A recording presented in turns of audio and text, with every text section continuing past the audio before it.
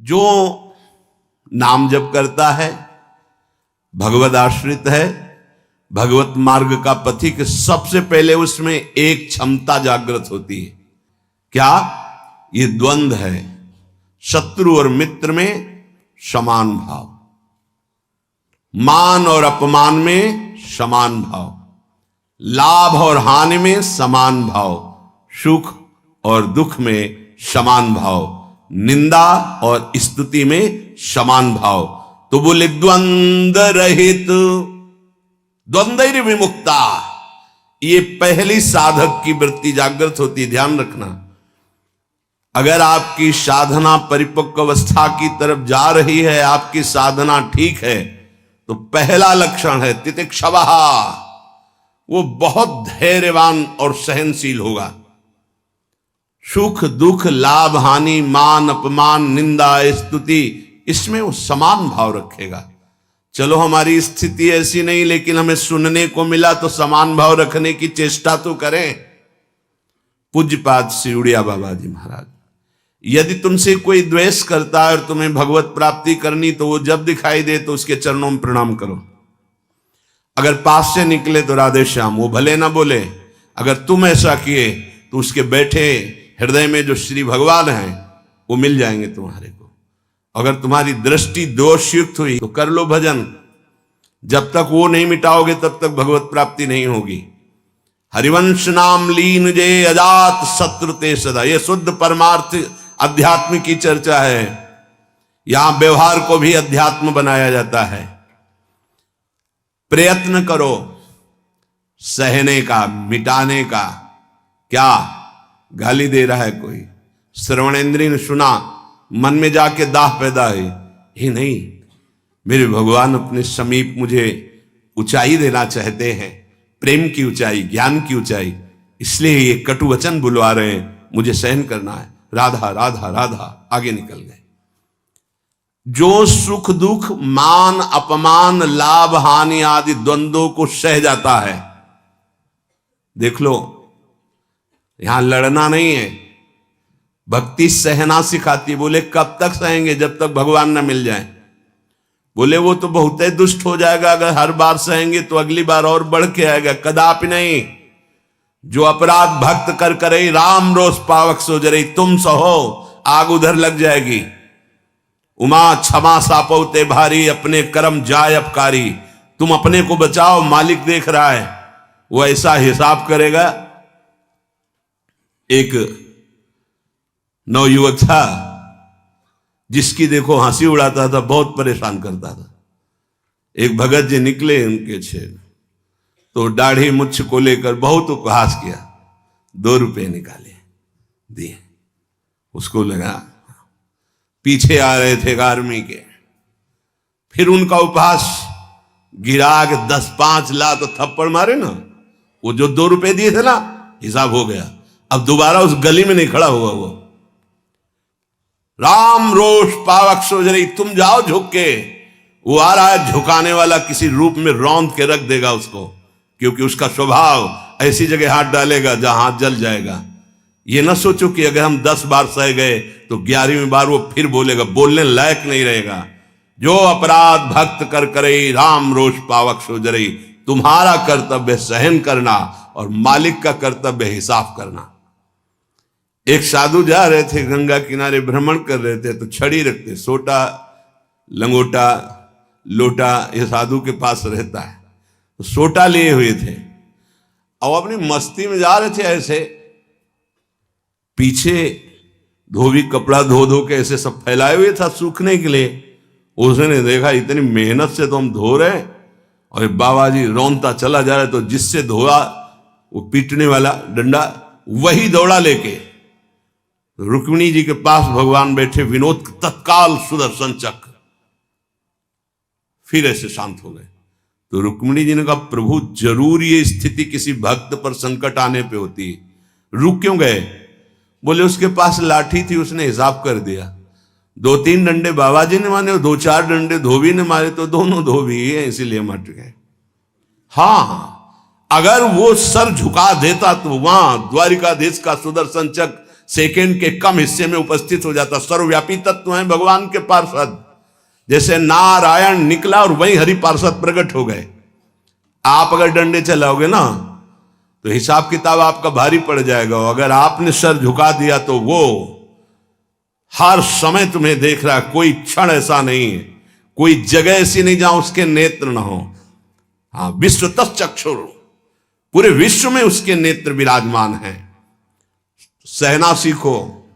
यदि आगे बढ़ना है तो सहना सीखो। हमारी बात मान लेना। अगर मान लोगे तो जान जाओगे कि इसका रहस्य क्या है। जो सह गया सो भगवान को प्राप्त हो गया। जितना सहोगे उतने महान बनते चले जाओगे। ये शिक्षा हमको एक शराबी ने दी थी। वैकुंठ धाम ब्रह्मावर्त बिठोर ले गया। एकांत में ठाकुर जी के श्री विग्रह को दिखाया और नीचे के संगमरमर को दिखाया और कहा देखो यही संगमरमर तिल तिल काटा गया, टूटा नहीं तो आज भगवान बन करके आरती होती है। ए बाबा जी बना टूटना नहीं, चाहे जितना कष्ट आवे। सहनशीलता, सहनशील, आशय, उदार, धीरज सहित विवेकी, विवेकवान, धैर्यवान, सहनशील महात्मा होता है। चाहे गृहस्थ हो या विरक्त हो, भगवत मार्ग का पथिक ये नाना प्रकार की कुचेष्टाएं करने पर दुखी या व्यथित होकर कुचेष्टा नहीं कर बैठता है। द्वंद्व रहित। आगे गतमान, ये जो अभिमान और ममता सर्वनाश कर देती है। भगवत मार्ग का उपासक उस अभिमान का सर्वनाश कर देता है। नहीं, किसी भी बात का अभिमान नहीं। सच्ची कहते हैं जिस क्षण प्रभु बुलवाना ना चाहे तो एक शब्द भी नहीं आता हृदय में। कई बार हृदय से एकदम शून्य, खाली। अब न कोई प्रश्न का उत्तर है, न कोई प्रश्न है, न कोई वार्ता है। वो दे रहे हैं तो हो रही है, और वो ना दे तो का बोलने की हिम्मत नहीं है। शब्द और शास्त्र ज्ञान और व्याख्या तो अलग जाने दो। वही बुलवा रहे, वही सत्य चेष्टा करा रहे। ये सतमार्ग पहाड़ पे चलना है, ये हमारे चढ़ने की योग्यता नहीं। पर वो वाचालम बना देते हैं। मूक को पंगु से पहाड़ चढ़ा देते हैं। सांप का छोटा बच्चा गरुड़ को पछाड़ दे, राम कृपा हो जाए, हाँ तो लघु ब्याल गरुड़ को खा जाए, ऐसी सामर्थ्य पैदा कर दे भगवान। सब कुछ भगवान की सामर्थ्य से सत मार्ग का होता है। सब कुछ हमारे अहंकार से असत मार्ग का होता है। अहंकार त्यागी, सत मार्ग का अनुरागी। अहंकार युक्त तो कहेगा जरूर भगवान की सामर्थ्य से हो रहा है, पर अहंकार वासनाओं का खेल खिला के पाप करेगा। तो कह रहे गतमान, ये भगवान को अधीन करने वाली आगे बात कह रहे हैं कि सुख निधान भगवान तुम्हारे अधीन क्यों नहीं हो जाएंगे यदि ऐसा करोगे। पहला, मान अपमान, दुख सुख, लाभ हानि में समान भाव। दूसरा, मान को स्वीकार मत करो। ये देहाभिमानी पुरुषों के द्वारा किया हुआ प्रणाम नमस्कार, ये देहाभिमान को पुष्ट करने वाली अविद्या की एक नई चाल है। उनके हृदय में विराजमान सच्चिदानंद भगवान को देखते हुए इसे विनोद में उड़ा दो। विनोद में, मैं जान रहा हूं प्रभु अब नहीं फंसेंगे, गुरु कृपा हो गई। आपका ये प्रणाम नमस्कार फांस नहीं सकता, नाथ आप तो हमारे स्वामी हो। अब नहीं, लाखों प्रणाम दंडवत हो रही, लेकिन नहीं, वो तुम्हारी प्रणाम दंडवत नहीं हो रही, वो तुम्हें फंसाया जा रहा है। आखिरी खाई है यश कीर्ति मान। नहीं, हे सच्चिदानंद गुरुदेव, आप सब रूपों में काहे को मजाक कर रहे हो प्रभु, आप ही तो विराजमान हो नाथ, कोई नहीं फंसा पाएगा। अब हम तो बड़े भजनानंदी, हमारा बड़ा नाम हो रहा है, प्रणाम नमस्कार हो रहा, तो आगे है खाई, उसमें मुंह भरा गिर जाओ, निकल नहीं पाओगे। जैसे कंचन की खाई, कामिनी की खाई, ऐसे कीर्ति की खाई। तो गत मान, सबहि मान प्रद आप मानी, सबके चरणों में बंधन भक्ति, मेरे नाथ इन सब रूपों में विराजमान। वो प्रणाम कर रहे हैं, नमस्कार कर रहे हैं, वो जय बोल रहे, ये उनकी महानता है। वो अपने हृदय की स्थिति के अनुसार बर्ताव कर। हम तो अधम जीव हैं, प्रभु की कृपा से चल रहे। मेरे प्रभु सब रूपों में, कहीं मान नहीं छुएगा, और अगर मान छू गया तो विष चढ़ गया। सम्मानम कल्याति घोर गरलम। ये मान रूपी जहर केवल गुरु कृपा से ही दूर होता है।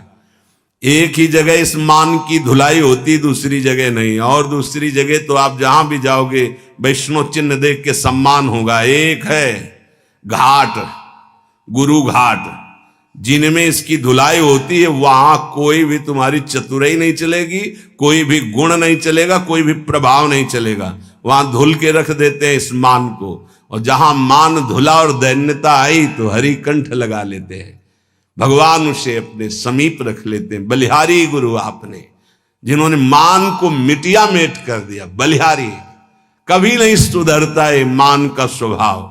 ये गुरुदेव, इसीलिए गुरुदेव के हाथ का खिलौना कोई बिरला ही बनता है।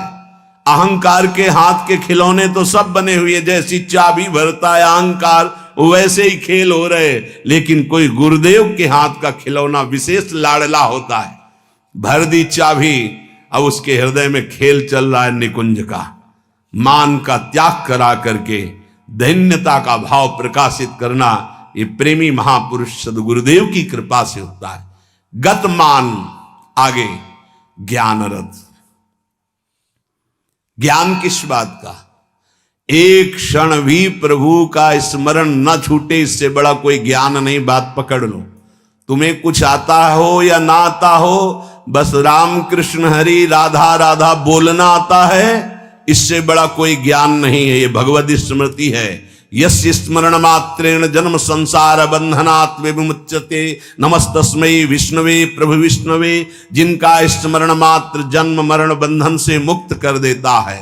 राधा राधा कृष्ण कृष्ण। ज्ञान रथ। जब आप नाम जप करेंगे तो स्वाभाविक, सच्ची मानिएगा, इस शरीर से प्यार खत्म हो जाता है। ये बहुत व्यवस्थित भगवान की कृपा से चलता है, पर इससे राग नहीं रहता। पुराने कपड़े से जैसे तुम्हारा कोई राग नहीं रहता, फेंक देते हो कूड़ा में, ऐसे ही इस शरीर से ज्ञान रत उपासक को कोई संबंध नहीं रहता। बिल्कुल समझ लेना। जैसे कबाड़ में पड़ी हुई गाड़ी से ध्यान आएगा, ऐसे गया, पर आपकी रति नहीं होगी क्योंकि बेकार हो गई है। ऐसे हर समय उपासक की दृष्टि में गाड़ी, ये जो पांच भौतिक गाड़ी, ये केवल भगवत प्राप्ति के लिए है।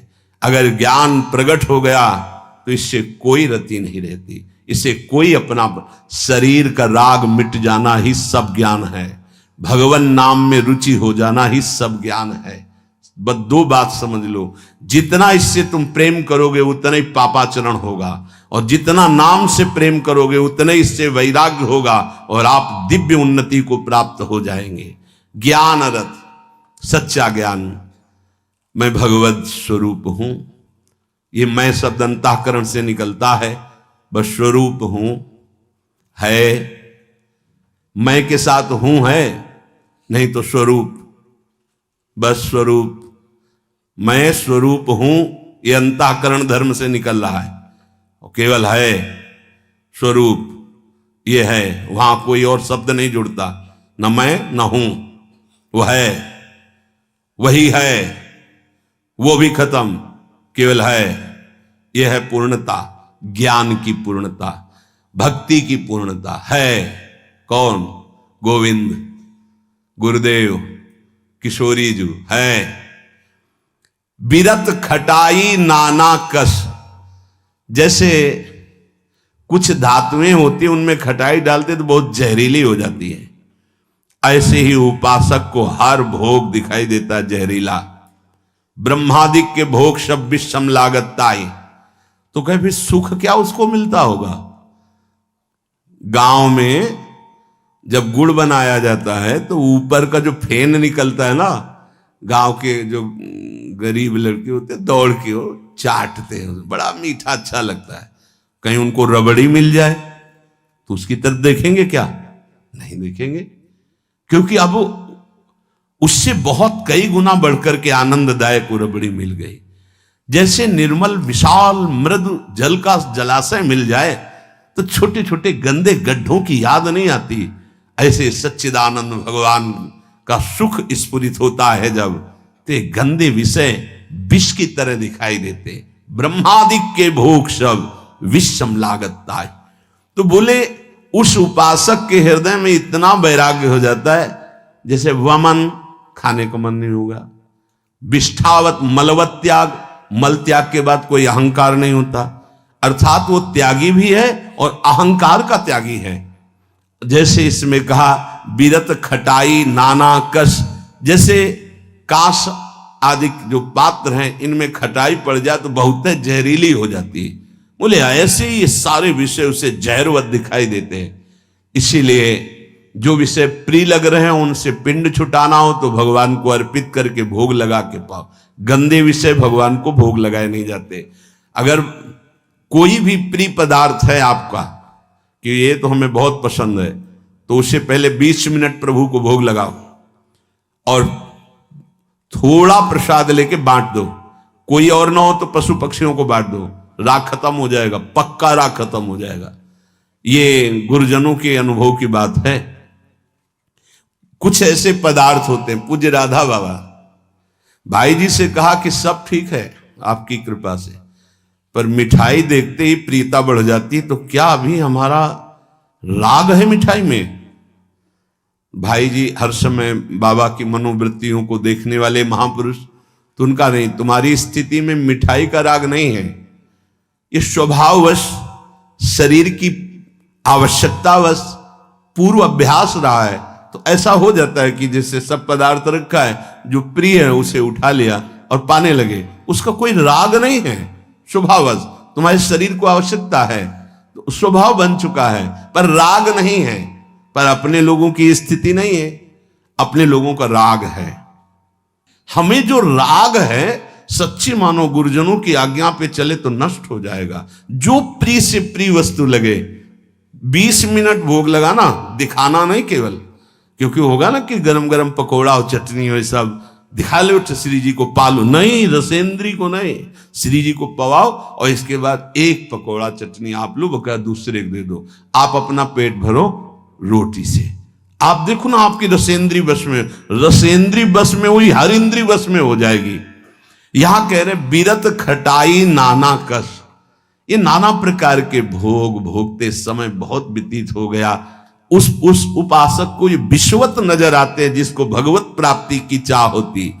तो बोले सुख निधान सुजान कौशलपति वे प्रसन्न कहू क्यों न होई बस। यदि ऐसे चलोगे तो भगवान बिना बुलाए आपके पास आ जाएंगे। कैसे? द्वंद्व रहित, मान अपमान निंदा स्तुति समान भाव से सह जाओ। गतमान, कोई सम्मान करे स्वीकार मत करो, उसके भोक्ता मत बनो। ज्ञानरत, ये शरीर नष्ट हो जाएगा, तुम अविनाशी हो। विषय विरत खटाई नाना कस, जितने भोग हैं इनमें कोई सुख नहीं है। और फिर जैसे देह गे से प्यार करते ऐसे प्रभु से प्यार करने लगे। तो कह रहे प्रभु अपने आप आपके अधीन हो जाएंगे। सर्वभूत हित निर्व्यलीक चित भगति प्रेम दृढ़ नेम एक रस।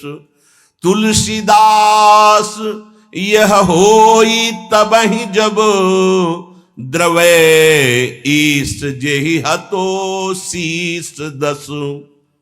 भगवान जिसको अपना बनाना चाहते हैं तो उसके हृदय में एक बात प्रकट होने लगती है, कैसे सबको सुख पहुंचाऊं।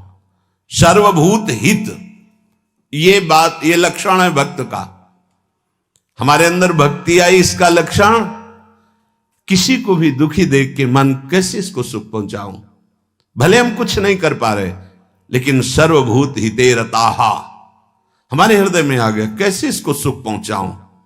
गोस्वामी जी ने संत हृदय की महिमा का वर्णन करना प्रारंभ किया तो लगा जैसे मक्खन कोमल होता है ऐसे संतों का हृदय कोमल होता है। तो लिखा संत हृदय नवनीत समाना, पर विचार किया है तो दोष हो गया। मक्खन तभी पिघलता है जब उसमें स्वयं ताप लगे। फिर तो संत की हृदय की बात गलत हो गई। अगर स्वयं के दुख में हृदय द्रवित होता है तो सबका होता है। ये मक्खन का उदाहरण तो ठीक नहीं बैठा। तो आगे तुरंत लिखा, कहा कविन पर कहीं न जाना, निज परिताप द्रवई नवनीता, पर दुख द्रवहि सो संत पुनीता। संतों का हृदय मक्खन जैसा होता है, कवियों ने कहा, पर ठीक नहीं बैठा। क्योंकि मक्खन को स्वयं जब ताप लगता है तब पिघलता है, लेकिन संत तो दूसरे के दुख को देख करके द्रवित हो जाते हैं। सर्वभूत हित, जो समस्त भूतों का मंगल सोचता है, तो आनंद घन चतुर शिरोमणि भगवान उस पर प्रसन्न हो जाते हैं। उसके हृदय में निर्विकारता प्रकाशित हो जाती है। उसका चित्त एक रस सच्चिदानंद सुख में निमग्न हो जाता है। तुलसीदास जी कहते हैं, ये सौभाग्य उसी को मिलता है 10 शीश का हनन करने वाले भगवान जिस समय जिस जीव पर कृपाल होते हैं तो सत्संग मिलता है, और सत्संग से ये सब प्राप्त हो जाता है। अगर हमें नाम ऐसा प्रिय लगने लगे तो सब लक्षण आ जाएंगे। भगवान से भी बढ़कर के भगवान का नाम। ये शाम के कल बहुत इसका चिंतन होता रहा। बार बार हृदय आह्लादित होता था कि गजब की निष्ठा, नाम की गजब की निष्ठा। ध्यान पूर्वक सुनिए, हर शिकायत खत्म हो जाएगी। प्रिय राम नाम ते जाहि न रामो। बड़ा सुख मिलता है। जैसे शब्द है ना, उनमें डुबकी लगाओ, एकदम निहाल कर देते। प्रिय राम नाम ते जाहि न रामो, ताको भलो कठिन कलिकाल हूं, आदि मध्य परिणामो, प्रिय राम नाम ते जाहि न रामो। ये बैठा लीजिए, ये जीवन की सार बात। पद तो गोस्वामी जी का कई बारे, लेकिन इससे पहले महामहिम पूज्य श्री भाई जी हनुमान प्रसाद पोद्दार जी के द्वारा ये बात मिली थी। जीवन में पहली बार ये बात पूज्य भाई जी के द्वारा मिली थी कि अगर तुम्हारे सामने भगवान आ जाए, उनके दर्शन कर रहे हो, नाम छूट गया, तो हमें नहीं चाहिए ऐसे भगवान जिससे हमारा भगवान का नाम छूट जाए। ये भाई जी की बात। फिर पद मिला बहुत काल के बाद। ये कल पुनः इसका कृपा करके गोस्वामी जी ने दर्शन कराया और चिंतन कराया। बेपरवाह, अद्भुत मस्ती है इस बात में। जिसे भगवान नाम इतना प्यारा लग गया है कि यदि स्वयं भगवान कहें कि अब मैं तुम्हें मिल गया, मेरे लिए तो भजन कर रहे थे, अब आज से नाम जपना छोड़ दो, तो वो स्वीकार नहीं करेगा। उपासक कहेगा नाम नहीं छोड़ सकता, महाराज आप आओ या ना आओ, आप जाओ या रहो, आपकी मर्जी की बात। नाम से प्रिय बढ़कर आप नहीं हो हमें। ये बात बहुत बड़ी बात। जब भगवान की बात आ गई तो ये भोगों की बात क्या रह जाएगी भाई। ये पद प्रतिष्ठा रुपया पैसा, अभी नाम का स्वाद ही नहीं चखा। ये ताको भलो कठिन कलिकालो आज मध्य परिणामों, आज कल परसों हर समय परमानंद बना रहेगा। एक कलयुग कुछ नहीं बिगाड़ सकता। यदि जिह्वा में ऐसा प्यार उदय हो गया कि मुझे नहीं चाहिए और कुछ, जो हमें नाम छोड़वा दे वो कुछ संसार की पद प्रतिष्ठा तो जाने दो, हमें भगवान से भी नहीं मिलना। यदि वो आ जाए और नाम छूट जाए तो मुझे उनका आना नहीं। प्रिय राम नाम ते जाहि न रामो, ये बहुत बड़ी बात है, ये जनसाधारण नहीं समझ सकते, बहुत बड़ी बात।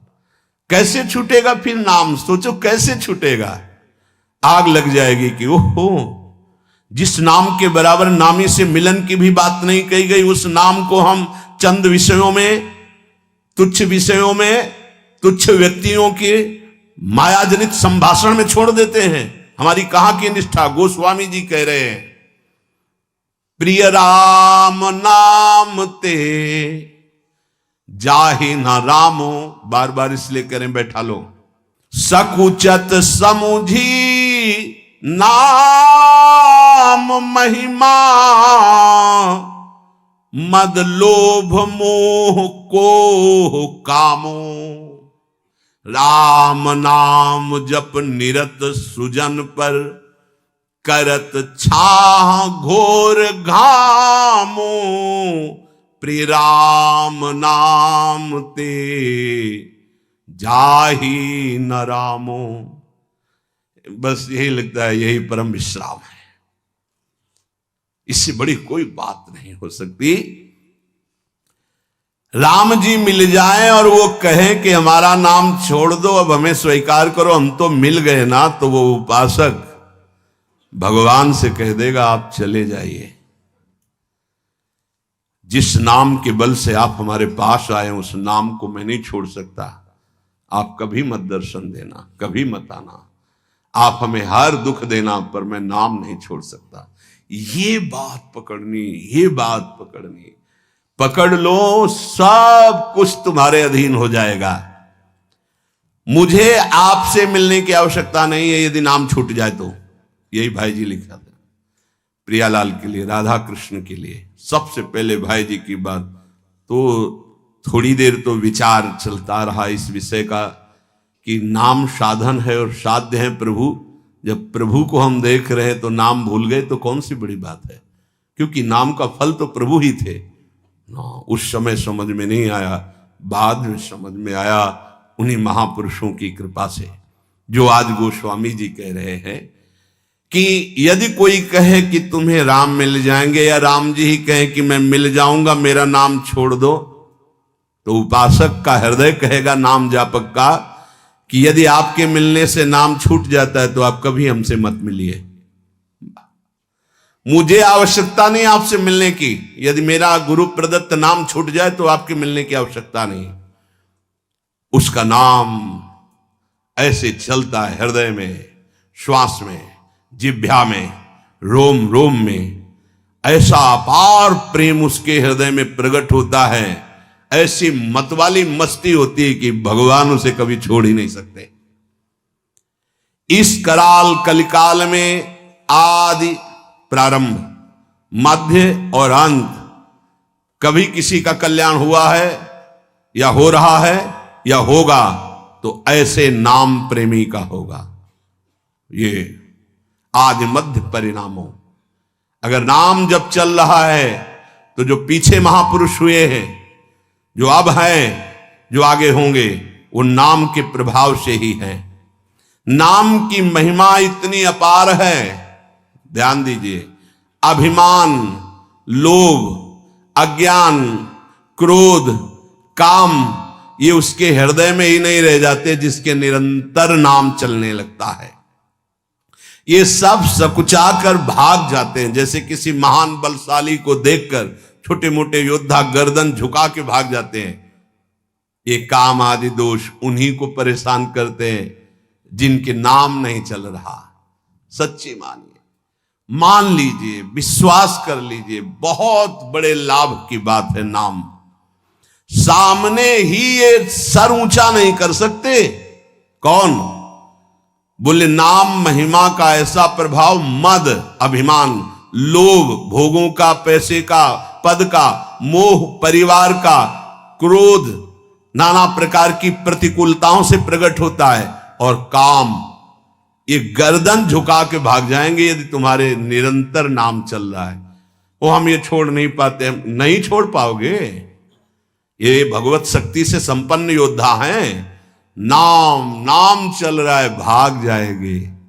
नई अवस्था ठाकुर हरिदास जी की, बस नाम चल रहा है, 3 दिन प्रयासरत रही, स्वयं भक्त बन गई, उनके हृदय में कोई फर्क नहीं पड़ा। क्यों? क्योंकि नाम चल रहा है। जो नाम जप करता है, बहुत महिमा की बात कह रहे, राम नाम जप निरत सुजन पर करत छाह घोर घामो। घोर धूप में भी वो धूप छाह से भी बढ़कर शीतल बन जाएगी नाम जापक को।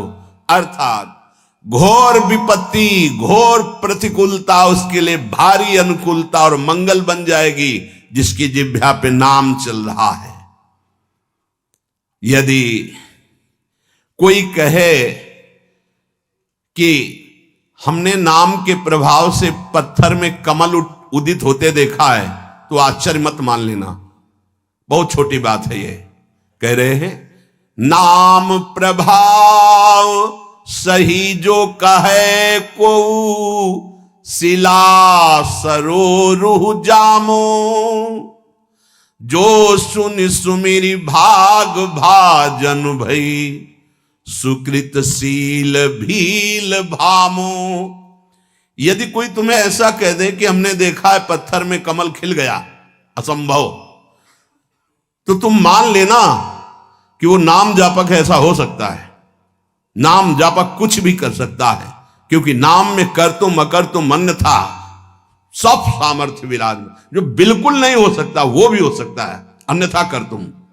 जैसे जहां सुई का धागा जाना छेद में बहुत कठिन होता है सुई के, वहां से अनंत ब्रह्मांड भगवान पार कर सकते हैं, और उन भगवान को अधीन करने वाला नाम है, सब ठीक हो जाएगा।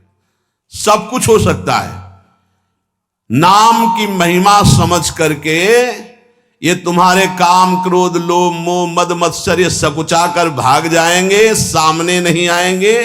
भारी से भारी प्रतिकूलता दुख तुम्हारे लिए आनंद प्रदान करने वाली बन जाएगी, यदि आप नाम जप कर रहे हो। महान दुख सुख बनकर तुम्हारे को कभी छोड़ेंगे ही नहीं। यदि कोई कहे कि नाम के प्रभाव से पत्थर में कमल उत्पन्न हो गया, तो उसे झूठा मत समझना, क्योंकि संभव को असंभव और असंभव को संभव करने की सामर्थ्य नाम में विराजमान है।